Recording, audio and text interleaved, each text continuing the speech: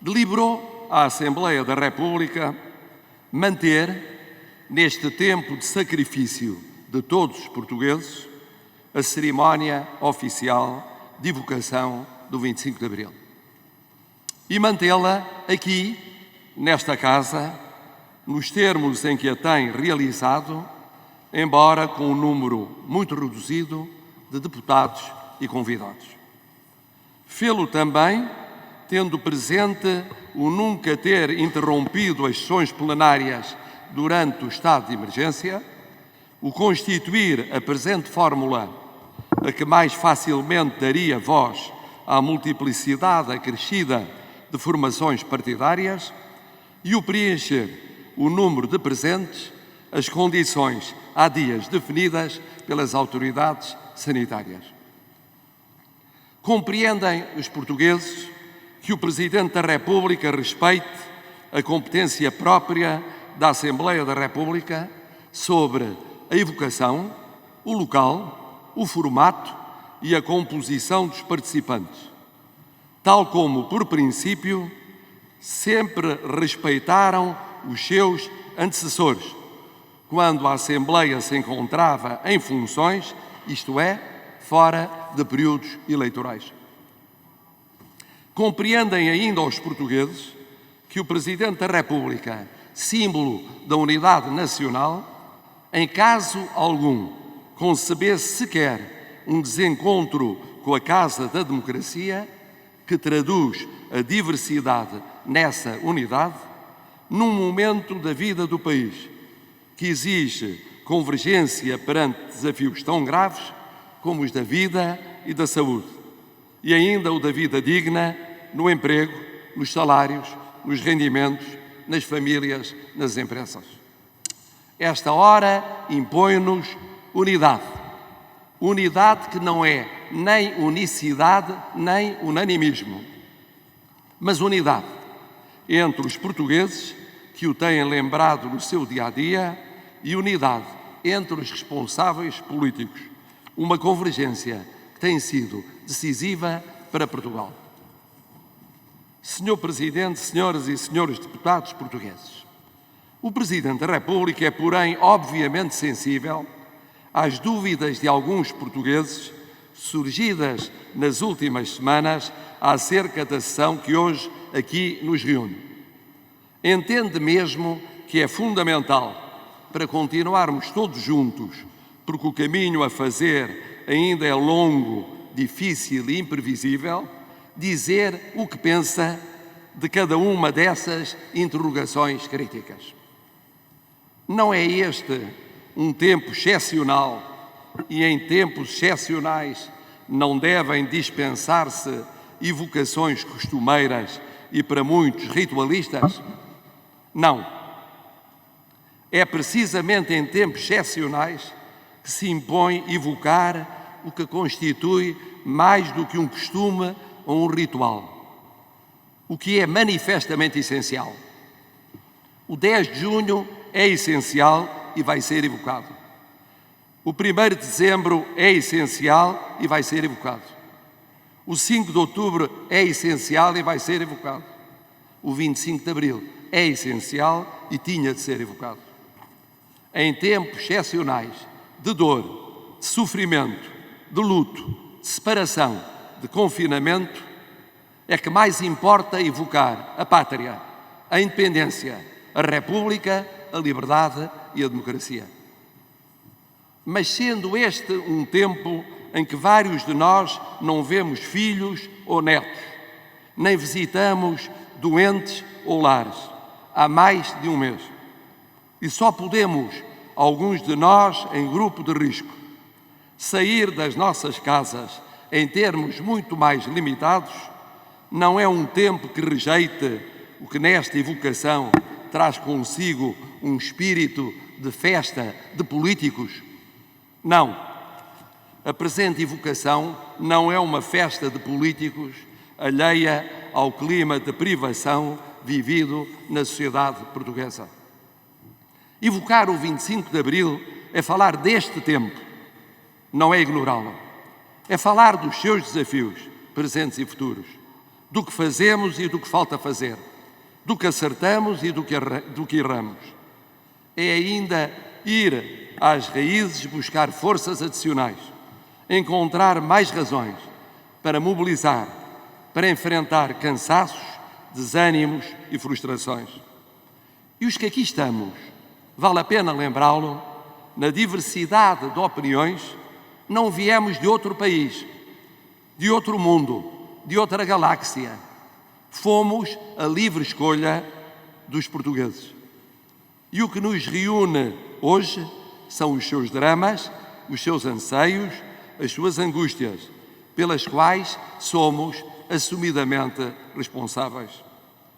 Mas mesmo aceitando que o espírito da sessão é esse, num tempo de confinamento de tantos portugueses, como foi na Páscoa e é agora no Ramadão, não estamos perante um mau exemplo em estado de emergência, no plano dos princípios, como no do acatamento das diretivas sanitárias?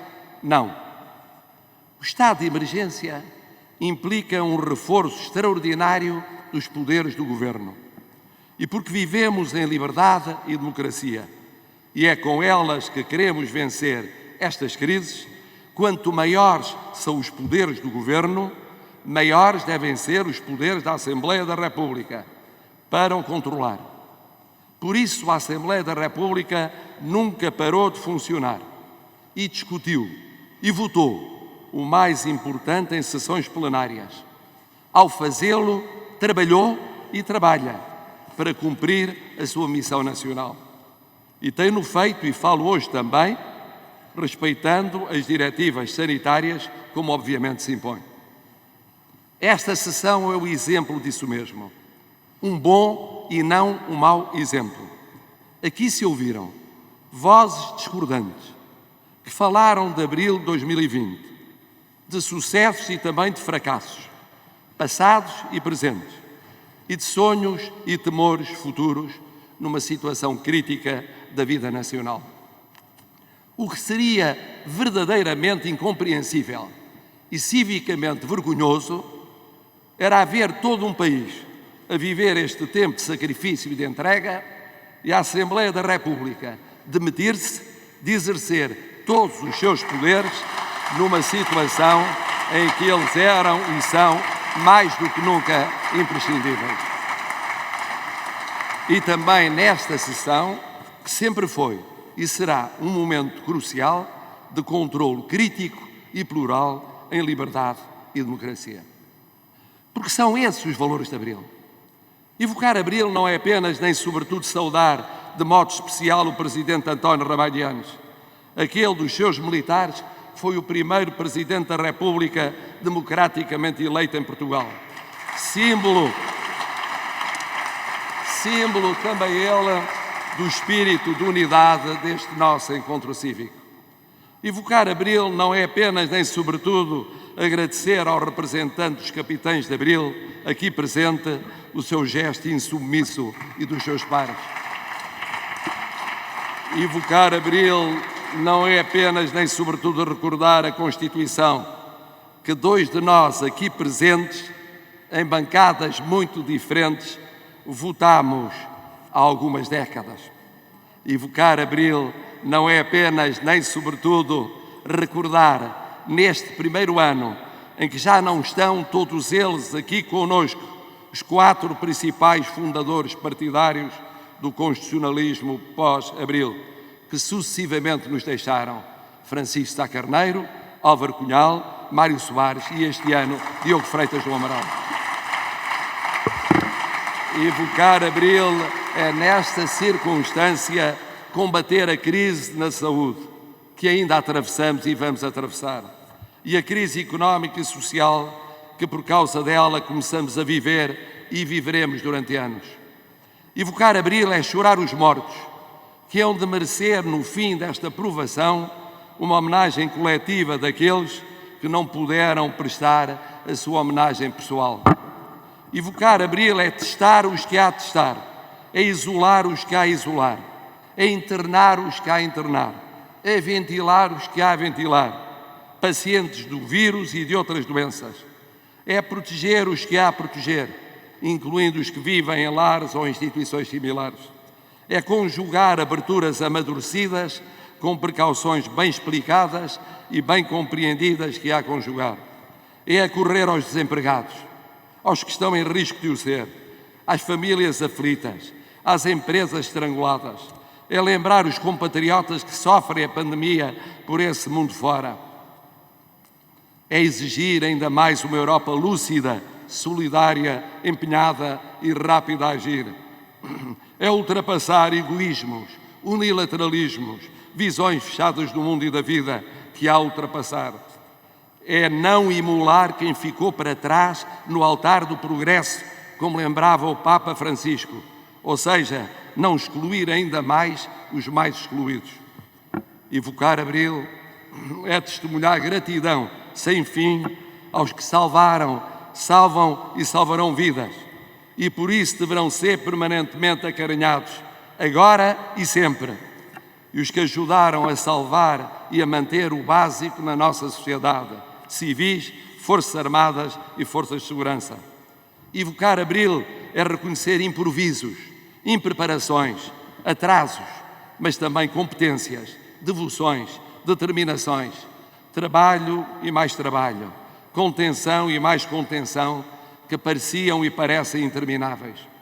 Evocar Abril é retirar a seu tempo as lições do que foi e é esta vivência única, as fragilidades, as desigualdades, as clivagens no nosso tecido social, as debilidades, as carências, as descoordenações, a rigidez, a lentidão em demasiadas das nossas instituições, mas também os exemplos de criatividade, de versatilidade digital, de excelência na pesquisa biomédica, de inspirado e inspirador desarrincanço, de generoso voluntariado, de ilimitada solidariedade, de permanente maturidade cívica, de inimaginável resistência, de incondicional disponibilidade para abraçar causas nacionais determinantes.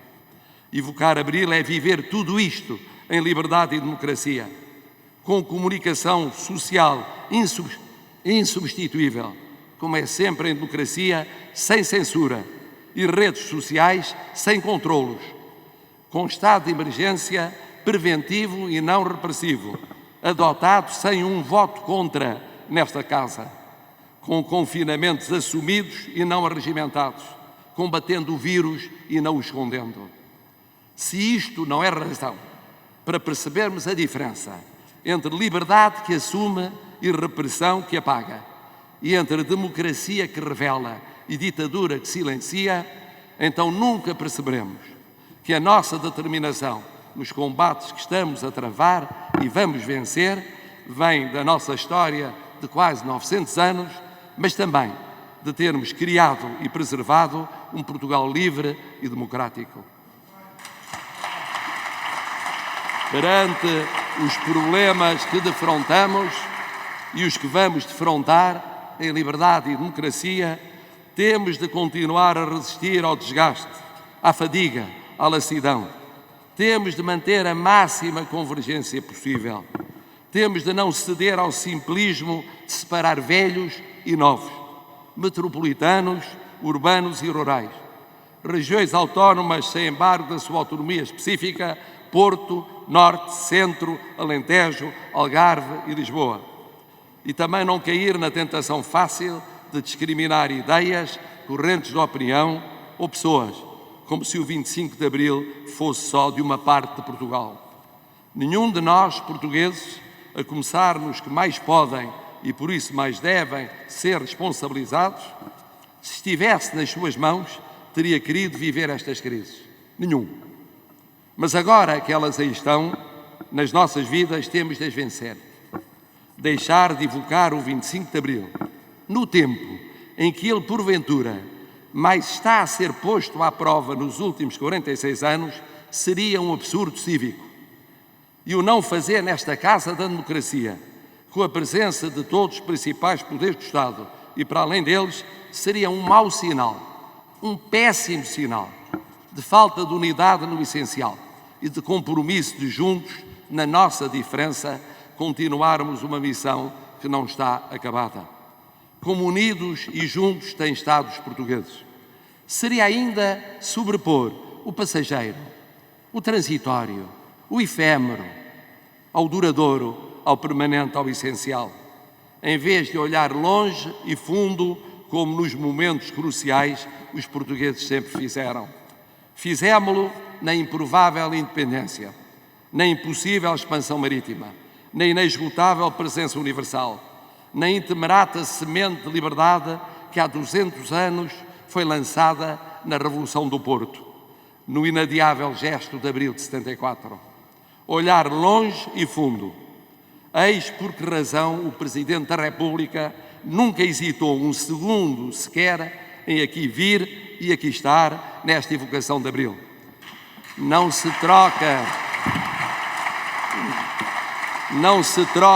um momento único para evocar o abril de 74, falando dos sacrifícios de abril de 2020, pela satisfação momentânea de pulsões passageiras, transitórias, efêmeras, insistentes que pareçam ser.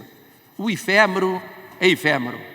Se abril tivesse atendido ao efêmero, as nossas liberdade e democracia teriam tardado e muito, e não seriam o que são. Se Portugal tivesse, logo no início da sua história, atendido ao efêmero, não teria sequer sido Portugal. E agora, Sr. Presidente, senhoras e senhores deputados portugueses, vamos ao essencial. Vamos vencer as crises que temos de vencer.